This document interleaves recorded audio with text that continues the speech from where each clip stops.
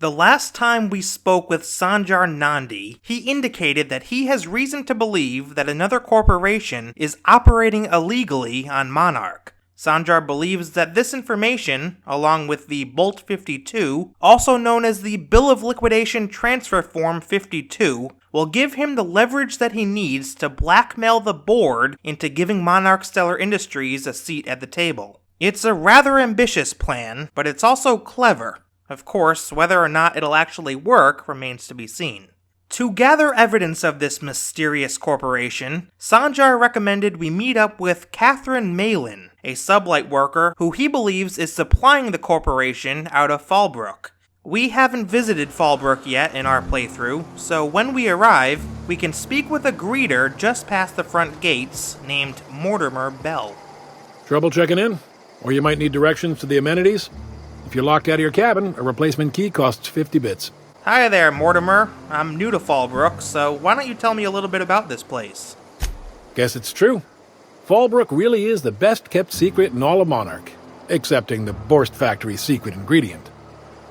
We're a leisurely stopover for the more adventurous spacefaring traveler. Understand? No, not exactly. Man, oh man, it has been a blue moon since I had to break out the Hookem-spiel. Allow me to paint a picture in your mind. A parcel of pure paradise nestled beneath a waterfall within a mountain. We've got activities of leisure. We got proclivities for vice. We got booze and bets and non-communal beds. Sublight owned and run, so you know you're safe while you're breaking the laws. Check in at the saloon to start spending your bits now. I am here to anticipate and facilitate your needs, patron. Tell me about the amenities. No reservation, no problem. Day trippers are always welcome in our saloon. Straight back and to the right. If you hit the falls, you've gone too far. Check in with Ms. Malin. She'll set you straight. Alright, well, thanks for the information, Mortimer. As we head deeper into the city, we come to the realization that Fallbrook is actually pretty nice, at least compared to the dirty streets of Emerald Veal or rundown buildings in Stellar Bay. It's hidden in the side of a mountain, which is a plus for obvious reasons, and it's also kind of pretty? Is that the right word? I don't know, I'm a big fan of the lights draped over the neon purple roads. I think that's what does it for me. At one point, I got a chance to listen in on a conversation between a couple of sublight employees. Want to make a run with me to Stellar Bay? Boss lady told me to take the night off. No, I'm beat. Just got back from delivering to that house with the strange family. The ones that always smell like raw meat and got splotches of blood on them? Yep. Oddest thing. They started ordering cans of Borstwurst, but only if they come from the C&P factory. Makes you wonder what the secret ingredient is. Oh, I know exactly who they're talking about. The word strange might be the understatement of the century. If you haven't seen my video yet on this disturbed family, you can watch it, if you dare, by clicking on the link in the description below. On our right, we arrive at Malin's House of Hospitality, and in the fine print, hospitality not guaranteed. There's that classic Outer Worlds humor I've missed so much. Once inside, we can head into a back room where we find Sanjar's contact, Malin. Uh-huh. You blind, fella? Or can you not see I'm busy? Why is it every sissy pig fucker who strolls into my town expects me to smile and shout awful friendly? Welcome to Fallbrook. Only nugget of paradise in this entire law-forsaken land. Like a void damn advert. Oh, yeah, you're real friendly. I do so try. Might try more for you. 'Cause I like interesting folks. So what are you in the market for, stranger? I got vice, virtue, and everything in between. Well, I'm half listening. Oh, well, good to know you're half listening. Listen, it's pretty late and I need to get some rest. Can I rent a room? I take it you don't have a reservation. No matter, I keep a suite of VIP rooms for visitors of your, let's call it a certain means. The VIP rooms charge by the night, but for you, I'll make it a one-time fee. Got a feeling you'll make me a fine investment. We can go ahead and bribe Catherine and say, for $4.75, consider it sold. Marvelous. Do take care of the place. Maid service won't clean after a murder. We'll come back to Catherine and ask about the mysterious corporation in a little bit. But first, we can visit our brand new living quarters, which is located just up the road on the left. Sadly, though, the inside didn't exactly scream VIP to me. We have a workbench, a small kitchen area, a work desk, and a bed. Pretty standard, if you ask me. There is, however, some loot scattered about that we're free to pick up, including 225 bits inside of a locker, which covers almost half the price we paid for the room. Not too shabby. After getting some much-needed sleep, we can return to Malin's House of Hospitality and again speak with Catherine. Come for vice or virtue? 'Cause we only sell one here. Sanjar said you know something about a corporation operating in secret on Monarch. Might be I know something about it. Might be someone hired my crew to blind drop supplies on the northern bridge. Might be they sure as shit weren't pirates. Now that I consider it, I ain't heard from my delivery team in far too long. Find them for me, and I'll pay you handsomely. Well, as we know, whenever people mysteriously go missing in the Outer Worlds universe, it's never a good sign. But you've got yourself a deal, Catherine. I'll check it out. And I'll thank you kindly for it. Heading back out to the Monarch Wilderness, we can follow the road north from Fallbrook and then take out a few mantisaurs blocking the path.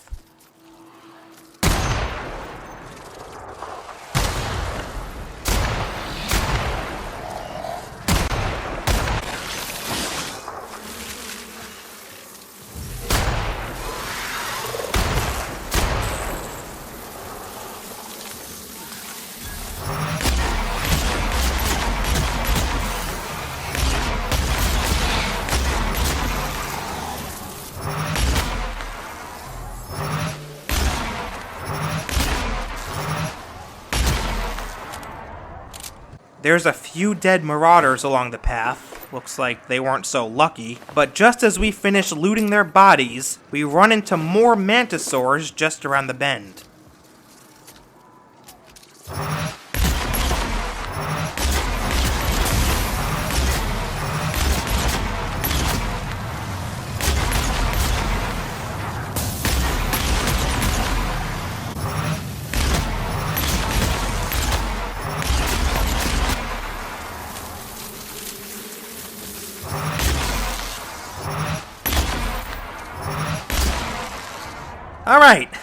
Alright, I think that's all of them.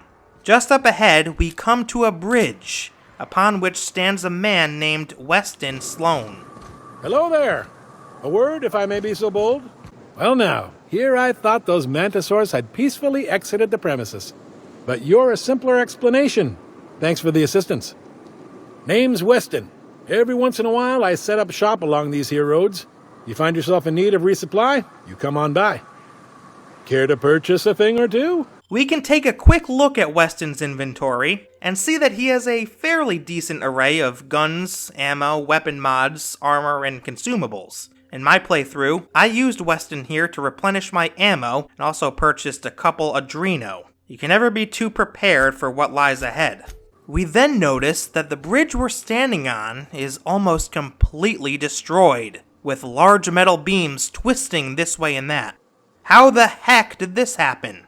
Peering over the edge, we see what looks to be a hatchway leading underground. But before we have a chance to ponder where it could possibly take us, we see, oh no, a body.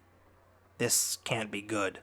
Racing back down the path, we can head east at the intersection and then loop around to reconnect with the bridge. It now towers above our heads, giving us an even better view of just how devastating the collapse really was. Beneath the bridge, the scene doesn't get any less tragic. We find not just one, but several bodies, bloodied and torn apart. Taking a closer look, we see that the bodies belong to sublight thugs and marauders.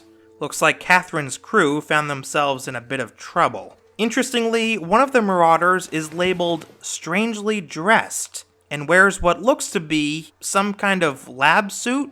That's odd, I don't remember seeing any strangely dressed marauders before. As we begin to loot the area, we notice an automechanical loader damaged and tipped on its side. Examining it reveals that, horrifyingly, there's a trail of blood leading away from it. If we follow the trail north, it leads us straight to that hatchway we saw earlier from on top of the bridge. Was someone actually able to escape this violent scene into the tunnels below? There's only one way to find out. We find ourselves in a dark cave, lit only by some bioluminescent plants and the glow from these strange electric tripwires scattered about. This will definitely complicate things a bit. And what's this? Are those landmines? We'd better get rid of them before we take another step.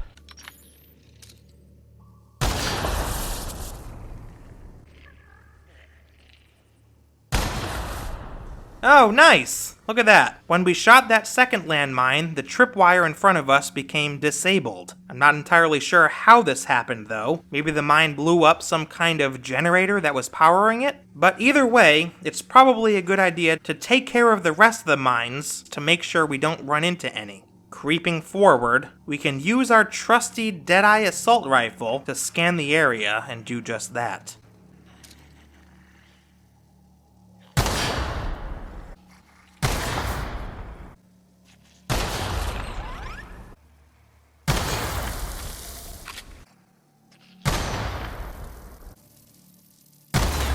Oh, God. Yep, be careful you're not standing too close to these mines when you shoot them. Oh, God, my ears.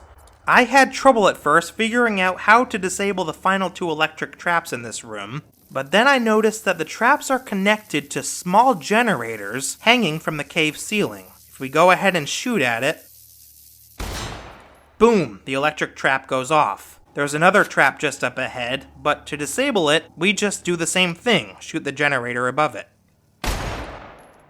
In this first chamber off to the west, we do find some armor, protective clothing with safety harness gold to be exact, as well as a Sentry Saber Mark II. Heading north into the second chamber, we're forced to stop again to take out some more landmines.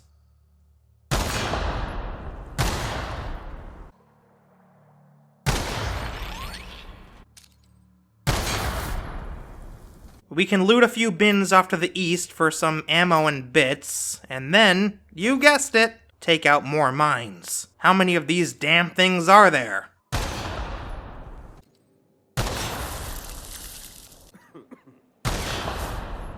Finally, with the chamber cleared, we can safely make our way into a large alcove. Sitting on a rocky ledge at the far side of this alcove is a man named Arthur.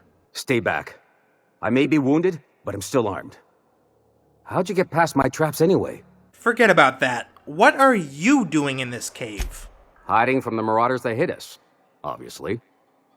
Now your turn. If you have a medical skill of 35 or higher, then we can offer to take a look at Arthur's wounds. That feels a mite better. Wish I had something to give you, but I gnawed through my last Spratwurst an hour ago. Well, you can repay me with some information. Catherine said that some of her couriers had gone missing out here. Nice to know she cares. Catherine had us making drops for some big shot client out here.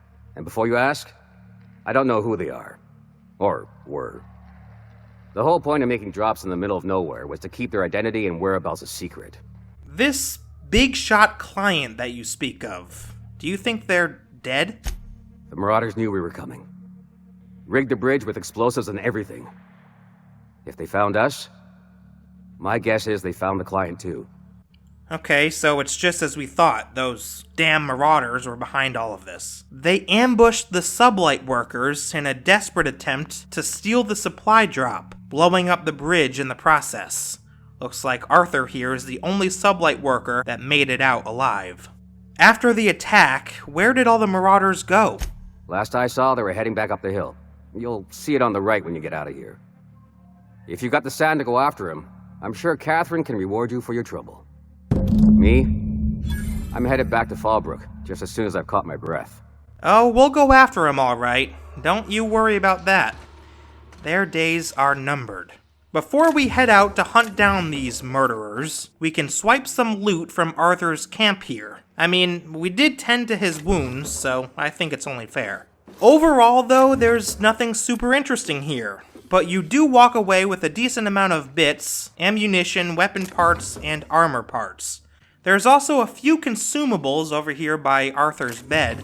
You know what, now that I think of it, I'm not quite sure why he said he didn't have anything to offer us after we treated his wounds. Clearly, you've got the goods, Arthur, you liar. In any event, after we're done looting the area, we can make our way back to the ladder and out into the Monarch Wilderness. Time to hunt down some marauders, and with any luck, finally discover the truth about this mysterious corporation. Arthur told us that the marauders escaped up a hill to the right, so looping around to the north, sure enough we find a large hill, at the top of which we can briefly stop to take out a few mantipillars.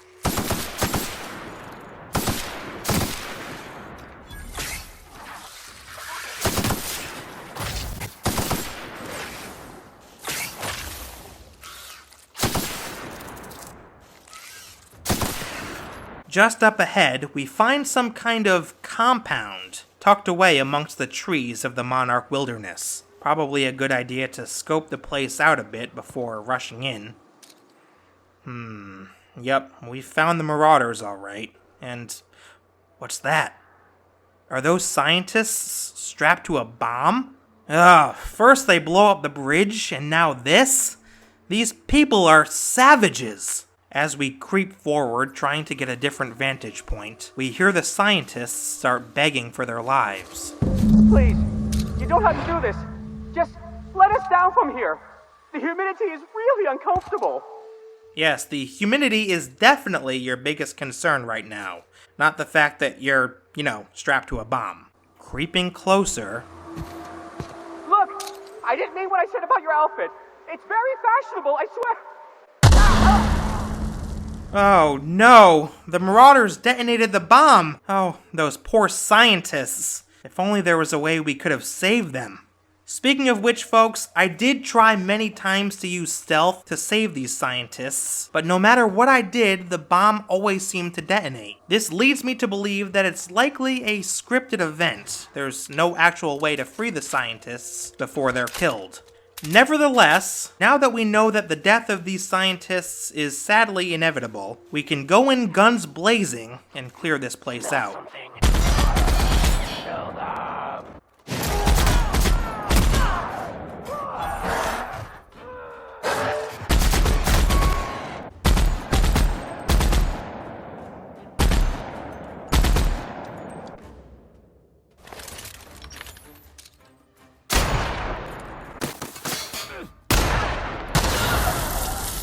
It looks like there's still some enemies showing up on our compass, but they appear to be inside this large building to the northwest. Might as well take advantage of this moment of peace to loot the area. Nearby, we find a ladder we can use to climb to the top of a small building. Here we can loot one of the marauders we took out earlier, as well as a couple of bins. In front of another building, resting on the front porch, we can pick up some Spectrum vodka and some bits. There's also a locked bin here, but sadly my lockpicking skill wasn't high enough to open it. I didn't see anything else of interest as far as loot is concerned, so I decided to go ahead and equip my trusty sawed-off shotgun and head inside the large building to the northwest. We find ourselves inside of some kind of lab. There's a dead scientist lying on the floor, and in the center of the room, we find some sort of green goo suspended in a glass containment pod. Some kind of experiment, maybe? There's a few mag picks and other items scattered across the room we can loot, but more notably, there's another containment pod against the southwestern wall. The pod itself is locked, but inside we see what looks to be some kind of device, or maybe a weapon. I'm sure we could get some answers by accessing this nearby terminal, but sadly, you need a hacking skill of 110 to access it. Alternatively, it looks like we can unlock the terminal using the UDL Lab Weapons Terminal keycard, which has to be around here somewhere. Let's keep exploring. Heading through a door to the north, we're confronted with more marauders. We took out the ringleader, but looks like more are rushing down from an upper level. we'll stand our ground, finger on the trigger.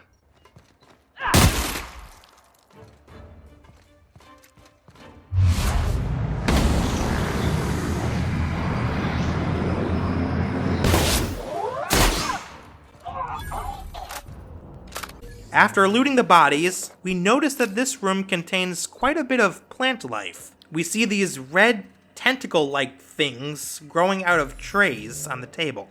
Where on earth are we? We can loot some weapon parts and Adreno from inside a locker, and next to the locker, we find another scientist who unfortunately never made it out alive. Heading up some stairs, we find a room that looks a bit more like your traditional office space, with several tables containing busted terminals and pages of notes piled up on the ground. We do find a few more containment pods, however, holding that same green substance that we saw downstairs. There's a locked bin in this room that requires 3 mag picks to open, and if we do, we're rewarded with some Adreno, weapon parts, and 30 bits. There's another larger bin against the wall containing, among other things, a music box. Sadly, I wasn't able to really do anything with it, though. There's also some lockers with a mag pick, some bits, a ring, and a bypass shunt. Along the southwestern wall, we do find another door. This leads outside to a small balcony with a few more bins to loot. In my playthrough, I walked away with 33 heavy ammo, 50 light ammo, and 8 energy cells. Heading back inside, we can pass through another door across the room to the northeast. This looks like some kind of control room. We see several monitors and dashboards along the walls. There's also a terminal here we can access to learn that this lab belongs to Universal Defense Logistics, or UDL. This terminal is only to be used by UDL personnel with A-237 clearance. If you are reading this without A-237 clearance, please report to your supervisor for immediate termination and disciplinary action, including but not limited to fines in excess of 100,000 bits, detention in a UDL-authorized incarceration center for up to 136 months, that's over 11 years in case you're wondering, mandatory corporate policies and values seminars, revocation of company lounge and or bathroom privileges. Oh, no, not the bathroom privileges, anything but that. On this terminal, we have a few different logs we can access, the first of which is research data. Project name, Lorem Ipsum. Status, in progress. Seems like the UDL scientists never got a chance to complete their project, whatever it was they were working on. Project Lorem Ipsum shall result in a potent, mostly non-lethal crowd control gas for use against rioting, agitated, or excessively numerous crowds. Mostly non-lethal? Mostly non-lethal? Rich sulfur pockets make Monarch a prime site for testing and experimentation. Early results show promise, but further research is necessary. UDL disavows all knowledge of and responsibility for Lorem Ipsum. All data in this report is considered proprietary knowledge of UDL. So that's why UDL is choosing to operate illegally here on Monarch. They were using the planet's sulfur pockets to develop some kind of crowd control gas. This is exactly the kind of proof that Sanjar wanted us to collect. Proof that another corporation is operating in the shadows. Before we read any more, let's go ahead and transfer the files.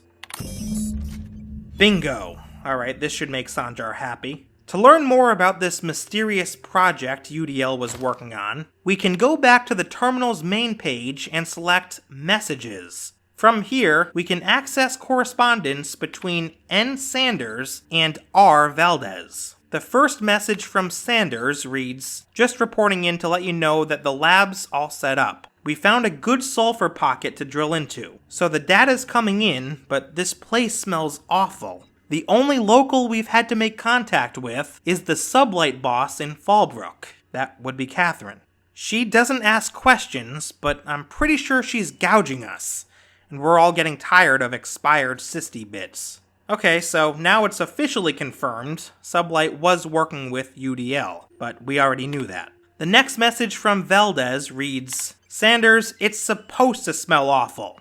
That's the point. And I don't care what Sublight is charging us as long as it keeps your presence there quiet. If word gets out, we're going to spend the rest of our lives in corporate re-education seminars. I don't want to hear from you again until you have a working formula. Once we've got that, you and the rest of the lab rats can come to Byzantium and live on cacao ribs for all I care.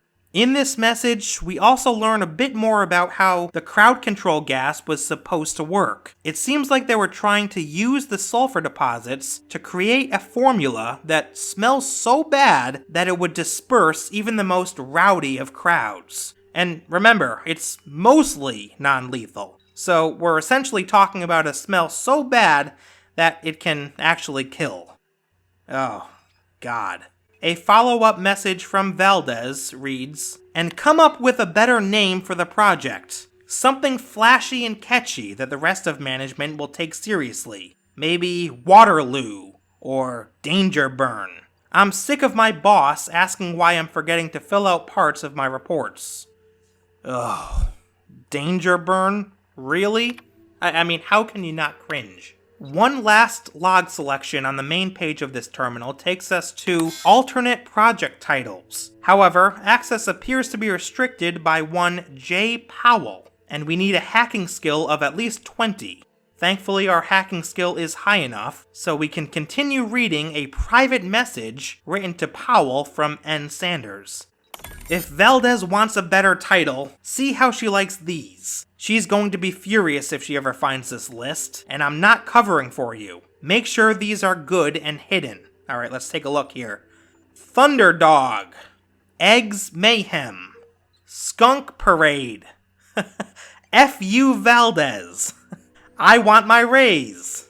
Oh, brother. Really? You know, honestly, folks, I'd vote for Project Skunk Parade, I gotta say. I mean, they're all pretty good, but Project Skunk Parade is just next level. There's another door to the northwest, but this just leads to a bathroom. No loot in here, so we can head back out into the room with all of the desks. Looks like we missed a few bit cartridges earlier, and what's this? The UDL weapons terminal keycard. Thank goodness we were able to find it. That thing is almost perfectly camouflaged against the brown desktop here. Anyway, now that we have this keycard, we can head back downstairs and use it to access that terminal we saw earlier. The main screen reveals a similar message to the one we found on the second floor terminal. This terminal is only to be used by UDL personnel with S-564 clearance. If you are reading this without S-564 clearance, please report to your supervisor for immediate termination and disciplinary action, including but not limited to. Here we go. Fines in excess of 100,000 bits, detention in a UDL-authorized incarceration center for up to 349 months, and a personal letter from Chairman Rockwell expressing his extreme disappointment. Letter not actually by Chairman Rockwell, however, it is an approximation of his tone and vocabulary by a 99.8% degree of accuracy, so you should still feel very ashamed. Oh, yes. Yes, I feel very, very ashamed.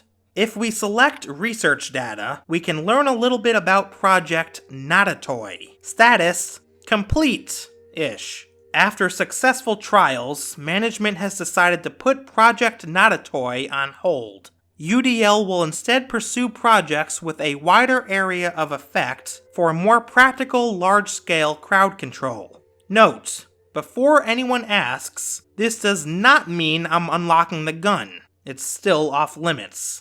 Aha! So the device inside the containment pod is some kind of a weapon.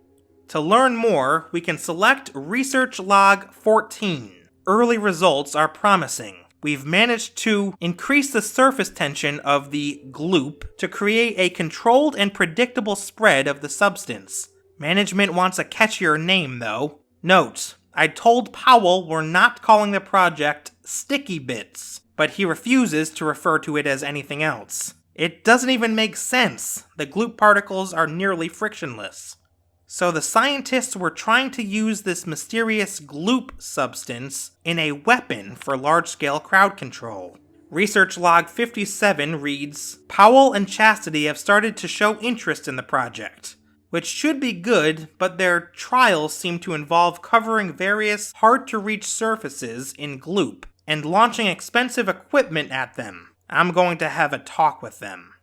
Okay, how old are these scientists? 10? 12 maybe? I mean, I'm all for having fun, but come on. Research log 58 is just one short line. Someone filled my underwear drawer with GLOOP. I have theories. Okay, alright, that's pretty funny. Lastly, in research log 143, Chastity used the GLOOP gun in our office paintball game yesterday. She said it was a mistake, but this is the third time she's made the same mistake, and she managed to cover the door panel with the stuff. Damn thing's been going haywire ever since. Do you know how hard it is to clean GLOOP? Chastity doesn't, because every time I pull out the latex and solvent, she remembers she's got actual work to do. From now on, I'm locking the damn gun up. Well, there you go. The reason the weapon is locked behind this glass containment pod is because the scientists were having too much fun with it. What started as a serious initiative to create a crowd control device quickly derailed following the accidental discovery of GLOOP and the subsequent creation of the GLOOP gun. Now, if we return to the main page of this terminal, we are given the option to unlock the GLOOP gun containment unit, but selecting this option brings us to a mandatory security check. To confirm that you are an authorized Universal Defense Logistics Security Specialist, please answer the following questions. Question 1. You are attending a company meeting at HHC headquarters in Byzantium, and vile dissidents attack the building. What is your priority? If we had a hacking skill of 55 or above, we could have just overridden the security check, but since I'm not quite there yet in my playthrough, it looks like we're gonna have to play along here. Okay, let's see. Get to safety, evacuate the employees, or protect the chairman. Well, normally I would say either get to safety or evacuate the employees, but let's be honest. Those options sound far too sensible for the Outer Worlds universe, and since employee safety is almost always ignored here in Halcyon, we can choose Protect the Chairman. Correct response registered. Alright, 1 down, 2 to go. That GLOOP gun is as good as ours. Question 2. You are pursuing one of our many UDL personal security mega outlets and enjoying our fine selection of employee compliance equipment when you are approached by a stranger. He makes an offhanded comment that could be construed as an indirect insult to Chairman Rockwell. What do you do? Let's see. Our options are berate him relentlessly to defend the chairman's honor, smile and walk away, or engage him further to assess his intent. Berate him. Definitely berate him. Alright, another one correct. Just one more to go. Question 3. You and your spouse have a healthy, loving relationship, but one day you discover that they have been reading unsanctioned stories to your children. What do you do? Destroy the stories and forbid your children from mentioning them again? Arrest your spouse and admit your children to a re-education program? Or turn the stories into the authorities and claim responsibility? I'll be honest, I had to think about this one for a moment. They all sounded as though they could be the correct answer, or at least correct in the eyes of Halcyon. In the end, I knew I had to go with the most ridiculous, nonsensical choice, which in this case was the second one. Arrest your spouse and admit your children to a re-education program. And with that, we successfully passed the security check. Use of prototype crowd suppression weapon GL-009 has been authorized. Reminder, indoor use of this weapon will result in cleaning fees being deducted from your paycheck. Have a pleasant day. Backing away from the terminal, we see that the glass containment pod is now open, allowing us to loot the GLOOP gun. A description for the weapon reads, "The UDL gloop gun was designed to suppress workers and angry mobs. It lobs a massive gloop that splatters across a wide area. It both shocks and weakens those affected, and more surprisingly, levitates them in the air temporarily. Increasing your science skill increases the weakened duration." On the surface, this weapon sounds pretty cool. A gun that deals shock damage and levitates enemies into the air? Who wouldn't want that in their arsenal? Well, the answer actually is me. I wouldn't, because the gloop gun, while definitely interesting, is far too impractical. For one thing, the gun's fire rate is way too slow for my taste. And when you're going up against a group of marauders, it just makes more sense to put away the gloop gun in exchange for, say, an assault rifle or a shotgun. The damage it deals to enemies is also pretty underwhelming. I'm sure there is room for improvement through various upgrades or attachments, but at least in its vanilla form, the gloop gun just doesn't get the job done. I tried using the gloop gun as part of a 1-2 punch, so to speak, where I would use the weapon to make enemies levitate, switch to a different firearm, and take pot shots at them as they hovered above the ground, but even this just wasn't very effective. I also want to note that the gloop gun absolutely drains your energy ammo. Each blast uses 10 energy cells, and you only get 3 shots before you have to reload. Personally, I'd rather use some other energy weapon that has better accuracy, where my valuable ammunition will be put to good use. So while the gloop gun is certainly unique and can be fun at times, it simply isn't practical when you're taking on more than one enemy at a time, which is almost always the case. We'll keep this one in our arsenal, but likely won't be using it very much in our journeys to come. In any event, once we arrive back in Stellar Bay, we can deliver the data we retrieved to Sanjar. And you should know you're getting excellent reviews from across the company. What can I do for you? I found a data cartridge with details of UDL's secret experiments. Excellent timing on your part. I worked my fingers to nubs, but I've finally completed the Bolt 52 form. I dare say it will be my second greatest achievement after the reformations. You're getting ahead of yourself again. So I am. Do you have this cartridge? I do, but not so fast. What are these reformations that you speak of? I'm working on a plan to reorganize the board. Slowly, peacefully, and with meticulous documentation. But that all comes later. First, I need to submit the Bolt 52. With that data you're holding, of course. Oh, did I say I had a data cartridge? That's just what I call my left nut. That seems unnecessarily complicated. It's actually very funny, sir. Now I'm confused. Do you have evidence against UDL or not? Ugh. Okay, Sanjar, you really need to get out more, man. Yes, I have the data. Here you go. I knew there was something going on. This is exactly the proof we need. The board will have to welcome us back now. I'll transmit this data along with the completed Bolt 52 right away. After that, we'll sit back and quietly wait for the board to respond. That means no more broadcasts from us. And with that, we can leave Sanjar to his work, which now apparently includes reforming the board from the inside. Not entirely sure how I feel about that. For completing this quest, we are rewarded with 1,750 bits, MSI Elite Armor, and a boost to our reputation with Monarch Stellar Industries. Folks, I gotta be honest with you. I think Sanjar is in way over his head here. He's obviously put a lot of thought into this plan, but between blackmailing the board and then trying to somehow reform it from the inside, I don't know, it just sounds dangerous and honestly not very realistic. If there's one thing we know about the board and the giant corporations of Halcyon, it's that they crave power. They not only benefit from, but enjoy exploiting workers and suppressing them underneath their ridiculous laws and regulations.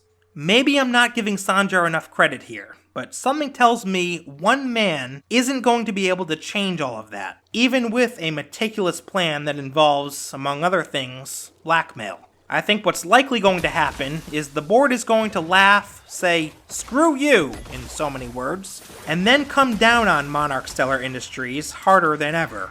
Sanjar may actually end up making things worse here, not better. So while I appreciate his optimism, and while I respect his dedication to improving working conditions in Halcyon, I think Sanjar is being a bit naive and not really considering all of the consequences that could come of this. But that's just my opinion, and I would love to know what you think. Is Sanjar in over his head here, or has he really come up with a truly foolproof plan? Do you agree with my assessment of the board and how they aim to hang on to power no matter what? Or do you think it's really possible, some way, somehow, to reform it from the inside out? Let me know in the comments below. I post new lore videos every single week here on YouTube, so be sure to subscribe and click the bell notification icon so that you don't miss any future episodes. Also be sure to like this video and comment if you haven't already, as it really helps my channel gain exposure here on this platform. I'd really appreciate it. But anyway, thanks again so much for watching, ladies and gentlemen. I hope you enjoyed it, and I'll see you next time.